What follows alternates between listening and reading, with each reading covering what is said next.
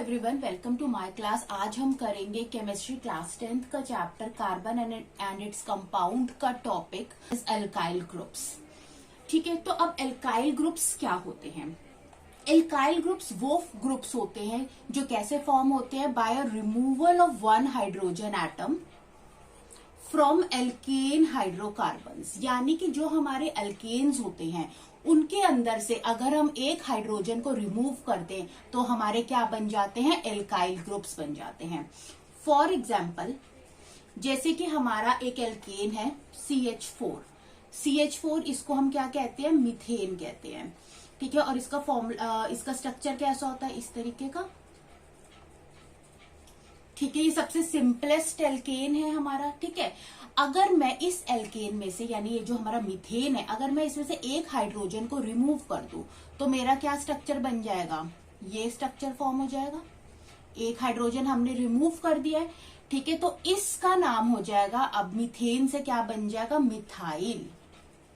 तो ये क्या है? एक एल्काइल ग्रुप है और इसका फॉर्मूला क्या हो जाएगा? CH3। ठीक है, तो जब भी हम एल्केन्स में से एक हाइड्रोजन को, हमने ये हाइड्रोजन क्या कर दिया? रिमूव कर दिया। जब हम एक हाइड्रोजन को रिमूव कर देते हैं तो हमारा क्या ग्रुप बन जाता है? एल्काइल ग्रुप बन जाता है। तो मीथेन से हो जाएगा मिथाइल।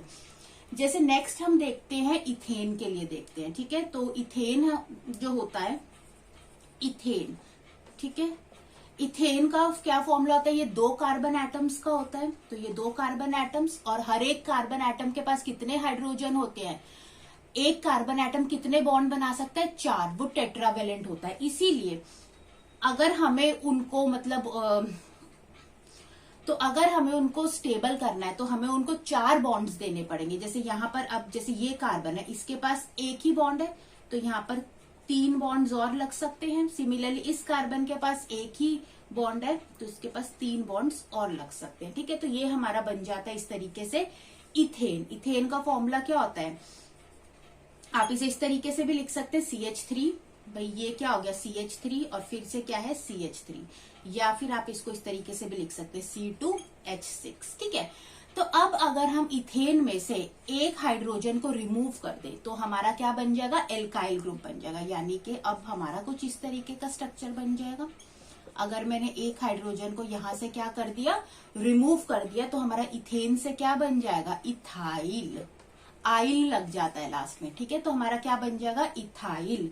ठीक है, और फॉर्मूला क्या हो जाएगा इसका? CH3 CH2 इस तरीके से, या फिर हम इसको लिख सकते हैं C2H5। ठीक है, तो ये होते हैं हमारे एल्काइल ग्रुप्स।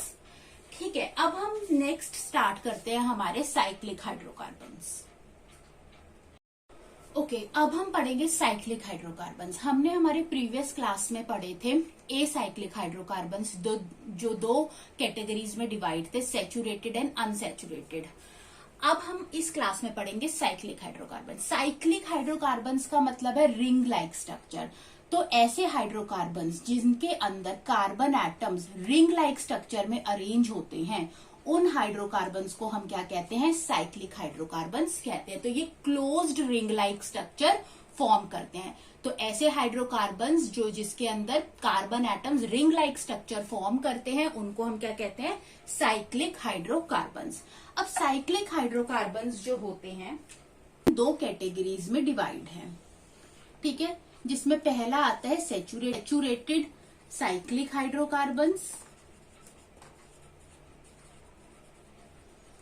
और सेकंड आता है अनसैचुरेटेड साइक्लिक हाइड्रोकार्बन्स। ठीक है, डिफरेंस क्या है इन दोनों के अंदर? कि जो सैचुरेटेड साइक्लिक हाइड्रोकार्बन्स होते हैं, इसके अंदर जो रिंग लाइक स्ट्रक्चर फॉर्म होता है, उसके अंदर सिर्फ सिंगल बॉन्ड होता है। लेकिन जो अनसैचुरेटेड साइक्लोहाइड्रोकार्बन्स होते हैं, उन क्लोज लाइक स्ट्रक्चर में, जो रिंग लाइक स्ट्रक्चर जो ये बनाएंगे, इनके अंदर आपको डबल बॉन्ड या फिर ट्रिपल बॉन्ड भी हमें देखने को मिल सकता है। तो ये होते हैं अनसैचुरेटेड हाइड्रोकार्बन्स। ठीक है, तो अनसेचुरेटेड साइक्लिक हाइड्रोकार्बन्स के अंदर हमको जो रिंग लाइक स्ट्रक्चर जो बनाएगा, जो ये carbon atoms ring like structures बनाते हैं, इनके अंदर हमें डबल बॉन्ड देखने को मिलते हैं, लेकिन सेचुरेटेड के अंदर हमें सिर्फ सिंगल बॉन्ड्स देखने को मिलते हैं। तो सबसे पहले हम स्टार्ट करते हैं हमारे सेचुरेटेड साइक्लिक हाइड्रोकार्बन्स के बारे में। ठीक है, तो सेचुरेटेड साइक्लिक हाइड्रोकार्बन्स को हम क्या कहते हैं? Cycloalkanes. भाई जहां पर सिंगल बॉन्ड होता है उनको हम क्या कहते हैं? एल्केन्स कहते हैं। और क्योंकि यहाँ पर साइक्लो वर्ड लगा है, यानी कि जो भी हमारा कार्बन एटम्स है वो रिंग लाइक स्ट्रक्चर में है, उनका अरेंजमेंट रिंग लाइक मैनर में, इसलिए हम इनको कह देंगे साइक्लो एल्केन्स। साइक्लो मतलब रिंग लाइक स्ट्रक्चर और एल्केन्स मतलब सिर्फ जिनके अंदर सिर्फ सिंगल बॉन्ड हमें देखने को मिलेगा। तो ये होते हैं साइक्लो एल्केन्स। ठीक है, अब इसके एग्जाम्पल देखते हैं। फॉर एग्जाम्पल सबसे पहले हम इसके अंदर देखेंगे साइक्लो हेक्सेन। ठीक है, तो सबसे पहले हमारे पास आता है साइक्लो हेक्सेन। इतने कार्बन एटम्स हो गए, हेक्सेन है यानी 6 कार्बन एटम्स की रिंग बनेगी। तो हमने 6 कार्बन एटम्स की रिंग बना ली। ये हमारे 6 कार्बन एटम्स का रिंग लाइक स्ट्रक्चर है। अब इधर अब क्योंकि यहाँ पर कार्बन के पास, यहाँ पर हर कार्बन के पास 2-2 ही बॉन्ड्स हैं, तो बाकी जो यानी हर एक कार्बन एटम 2-2 हाइड्रोजन एटम से क्या है? यहाँ पर कनेक्टेड है। ठीक है, अब अगर मैंने यहाँ पर ये एक कार्बन था, इसके पास ये 2 बॉन्ड्स थे, यानी 2 हाइड्रोजन हम इसको और लगा सकते हैं, तभी हमारा कार्बन क्या बनता है? टेट्रावेलेंट बनता है। सिमिलरली यहाँ पर भी,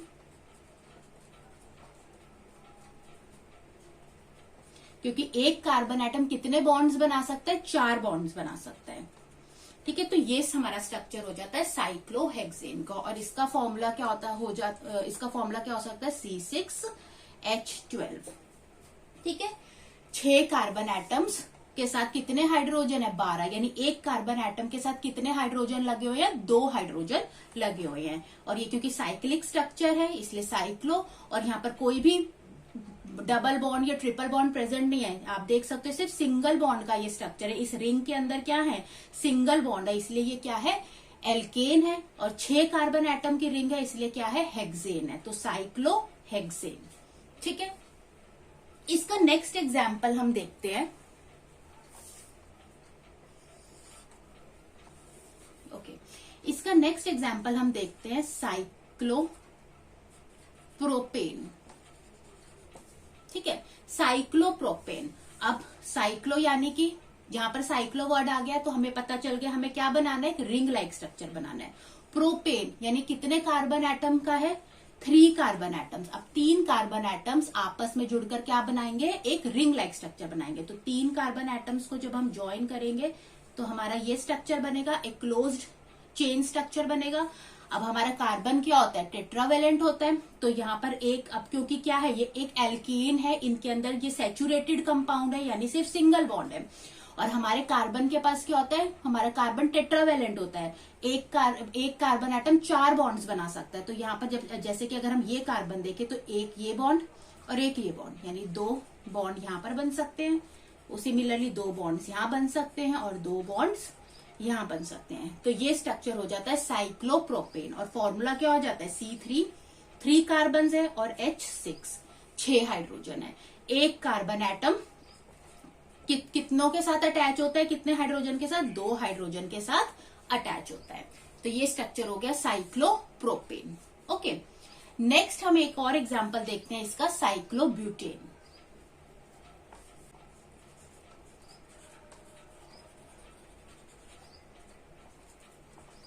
अब साइक्लोब्यूटेन आ गया। ब्यूटेन यानी के 4 कार्बन एटम की चेन। तो यहाँ पर 4 कार्बन एटम की चेन है और कैसे है? साइक्लो है। तो यानी हमें क्लोज्ड चेन स्ट्रक्चर बनाना है। तो 4 कार्बन एटम्स आपस में क्लोज्ड चेन स्ट्रक्चर बनाएंगे कुछ इस तरीके से। उसके बाद हमारे पता है हमारा कार्बन एटम क्या होता है? टेट्रावेलेंट होता है। और ये क्या है? एक साइक्लो एल्केन है। ये एक सैचुरेटेड कंपाउंड है, सिंगल बॉन्ड है। और एक कार्बन एटम के पास क्या टेंडेंसी होती है? 4 बॉन्ड्स फॉर्म करने की। तो अगेन हम हर कार्बन एटम के साथ 2-2 हाइड्रोजन बॉन्ड्स और शेयर करवा सकते हैं कुछ इस तरीके से। ठीक है, तो इसका फॉर्मूला क्या हो गया, C4H8 साइक्लोब्यूटेन।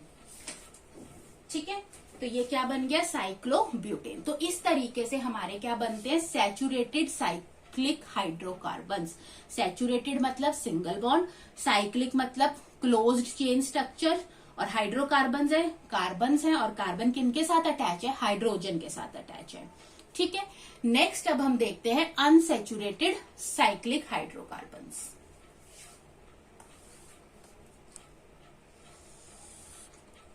ठीक, अब हमारे जो अनसैचुरेटेड साइक्लिक हाइड्रोकार्बन्स होते हैं, इनको हम एरोमेटिक कंपाउंड्स भी कहते हैं, also called aromatic compounds. Aromatic, ठीक है, क्यों, क्योंकि अब ये अनसैचुरेटेड है। अनसैचुरेटेड का मतलब है इनके अंदर डबल बॉन्ड भी प्रेजेंट है। तो एरोमेटिक कंपाउंड्स वो कंपाउंड्स होते हैं जो कि साइक्लिक होते हैं, क्लोज्ड चेन स्ट्रक्चर होता है, हाइड्रोकार्बन्स तो है ही, कार्बन के साथ हाइड्रोजन अटैच है, और क्योंकि यहाँ पर वर्ड अनसैचुरेटेड लगा हुआ है, मतलब यहाँ पर डबल बॉन्ड प्रेजेंट होते हैं, और यहाँ पर डबल बॉन्ड और सिंगल बॉन्ड ऑल्टरनेट कंडीशंस में प्रेजेंट होंगे, ऑल्टरनेट लोकेशंस पर प्रेजेंट होंगे, इसलिए हम इनको एरोमेटिक कंपाउंड्स कहते हैं।